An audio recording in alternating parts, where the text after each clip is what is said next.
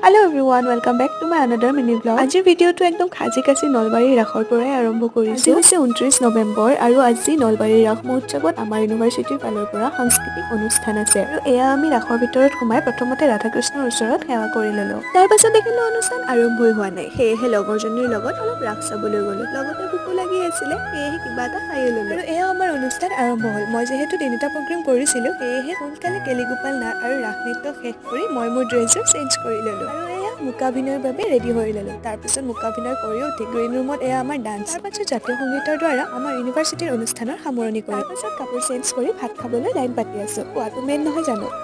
আমি আমাৰ বাছৰ ওচৰলৈ গলো আৰু এই ব্ৰিজৰ ওপৰৰ লাইটখিনি চাওকচোন, ইমান যে ধুনীয়া লাগিছে। আৰু এইখন হৈছে জনপ্ৰিয় ইউটিউবাৰ ডিম্পু দাৰ চাহৰ দোকান। তাৰ পাছত আমি সকলোৱে বাছত উঠিলো আৰু বাছতো যে কিমান উৎপাত। সঁচাকে আজিৰ দিনটো মোৰ বাবে বহুতে ভাল লগা আছিলে। বহুতো নতুন অভিজ্ঞতা হ'ল। আজিৰ এই ভিডিঅ'টো ইয়াতে সামৰিছো। নেক্সট মিনি ব্লগত লগ